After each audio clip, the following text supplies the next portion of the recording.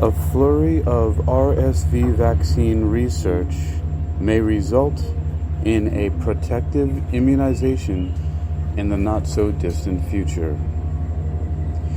A flurry of RSV vaccine research may result in a protective immunization in the not-too-distant future.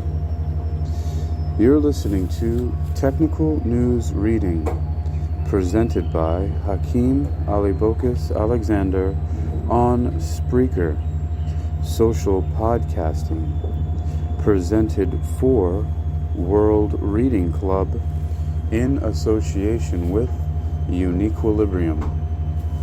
This edition's reading focus comes to us from Medical Express via phys.org and is titled, "A flurry of RSV vaccine research may result in a protective immunization in the not-so-distant future." It was published by Delphia Ricks for Medical Express under the categories of Immunology and Vaccination today, February 1st, 2023. Our first featured image here is some data with the caption that reads, "Plasma blasts at W0 and W1 post-vaccination. A. Representative plasma blast plots are shown for a single participant vaccinated with DS-CAV1 or MED-175 or MEDI-7510 at week 0 and week 1. Cells were gated on live singlet lymphocytes, then CD19 positive prior to gating CD38 positive and CD20 negative plasma blasts. B. Plasma blast frequency is denoted as percentage of CD19 positive cells. The asterisks denotes number is less than 0.0001 and NS equals not significant, as determined using Brown, Forsyth, and Welch ANOVA tests. Red circles denote participants who received DS-CAV1. Blue squares denote participants who received MEDI-7510. Credit Science Translational Medicine 2022. All right, now that we're warmed up here, let's continue with Medical Express. A flurry of RSV vaccine research may result in protective immunization in the not-too-distant future.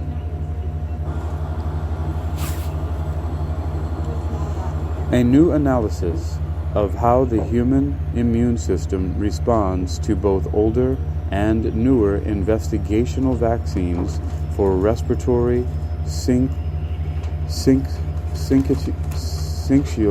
virus RSV will help inform the ultimate translation of an immunization from the laboratory to actual clinical usage.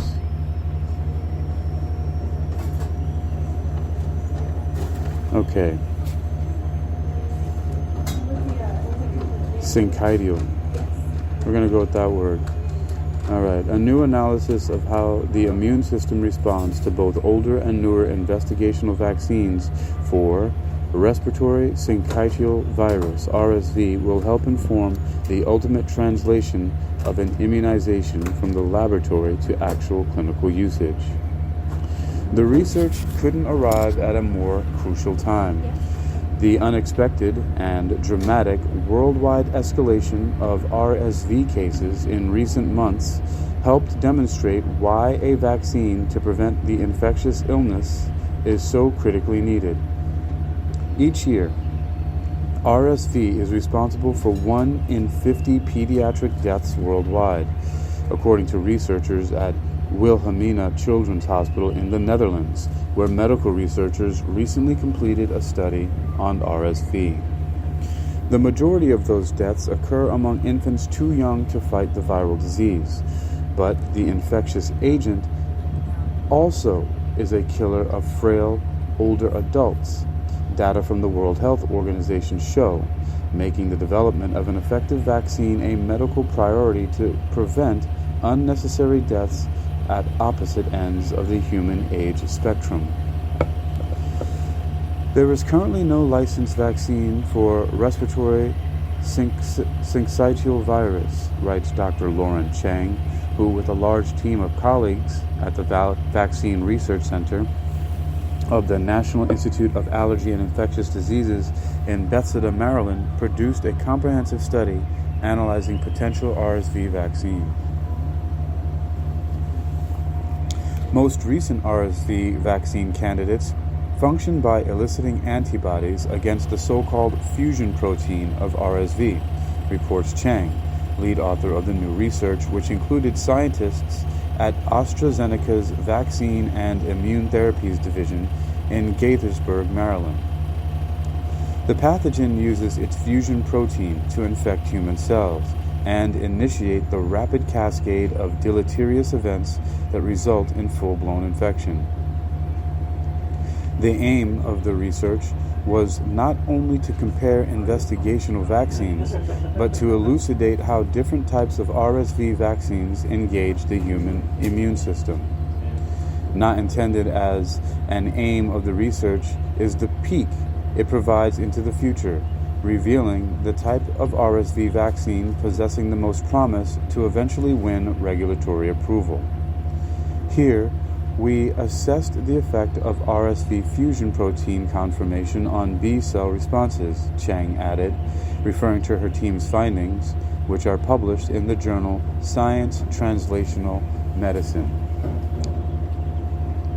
The fusion protein, also known as the F protein, is primarily responsible for attaching to and penetrating host cells, infecting them. The F protein is also responsible for the subsequent cell-to-cell spread or the syncytium formation during RSV infection. Syncytium formation means the fusion of many RSV-infected cells glommed together, hence the name respiratory syncytial virus. RSV is classified into two subtypes, A and B, whose dominance alternates during different epidemic seasons. We compared the magnitude and quality of the serological and B-cell responses across time points and vaccines, Chang continued. We measured RSV A and B neutralization, Chang wrote, referring to antibody activity on the seasonal types of the infection, but the team dug deeper and studied different types of RSV vaccines and how each was able to interact with B cells and elicit antibody responses. It was a comprehensive study for a complex viral infection. The pathogen has an affinity for epithelial cells in the lungs and other parts of the pulmonary tree. The infection's complexity is the reason newborns and the frail elderly can find the infection difficult, if not impossible, to shake. Until the so-called triple-demic in recent months, not many people had not heard of RSV, unless they or someone close had dealt with the respiratory infection, doctors say. Interesting.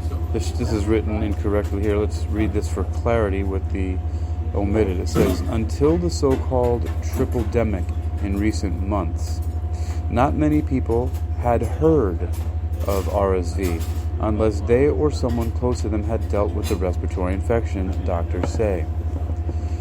But the unexpected combo of the flu, COVID-19, and RSV not only made RSV a household name, it familiarized broad swaths of the global population with yet another seasonal respiratory threat. RSV tends to infect the lower respiratory tract and is the cause of millions of infections worldwide annually, according to the World Health Organization. Research by Chang and her colleagues at the Vaccine Research Center of NIAID arrives more than half a century after the first efforts to develop an RSV vaccine. Attempts to produce an RSV date back to the 1960s, but initial efforts were unsuccessful because they were marred by an ineffective vaccine.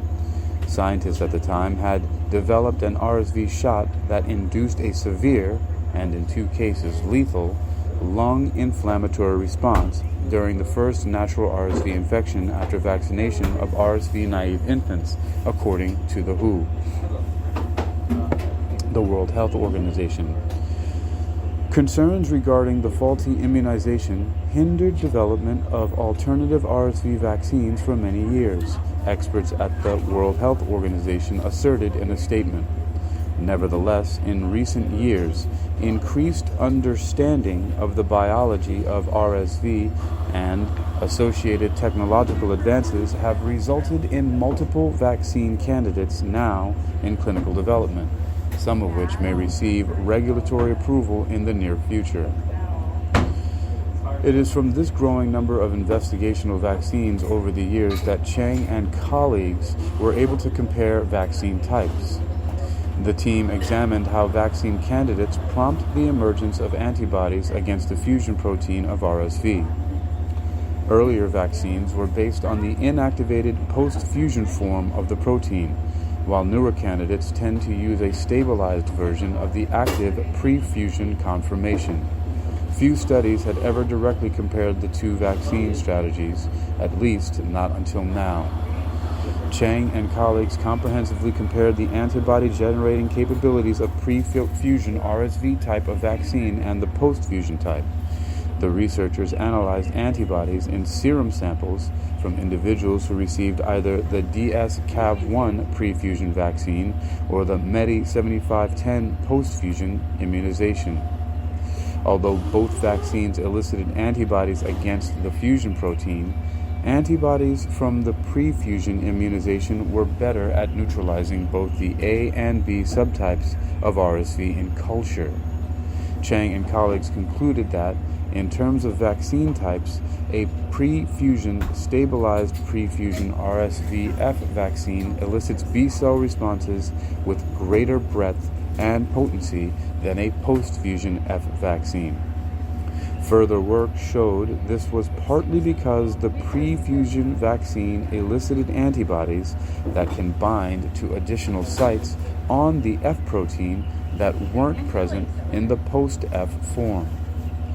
In a related Focus article, also published in Science Translational Medicine, Dr. Mark Peoples of Nationwide Children's Hospital in Columbus, Ohio, comments on the research by Chang and her collaborators. Peoples notes that the new findings about antibody binding may also apply to other viruses, such as SARS-CoV-2. The findings by Chang and the team are important not only for RSV and COVID-19 vaccine development, but also for the development of vaccines against other enveloped viruses, he concluded. You've been listening to Technical News Reading, presented by Hakeem Alibokas Alexander on Spreaker, social podcasting, presented for World Reading Club in association with UniquilibriuM.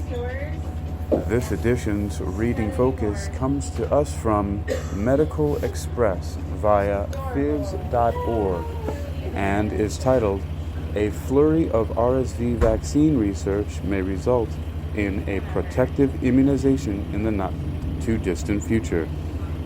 It was published by Delphia Ricks for Medical Express today, February 1st, 2023, under the categories of immunology and vaccination. You can read this article and others like it for yourself by visiting phys.org or Medical Express, and by downloading both of their apps. Apparently I see Medical Express is asking me to get it right now. Or Medical Press. Yeah, Medical Express. That is Medical Express. That's XPRESS. A flurry of RSV vaccine research may result in a protective immunization in the not-too-distant future. So what I try to do... The binaural beat audio you're listening to is called Vesper Dust for demicerebral neurophasing or demiphase.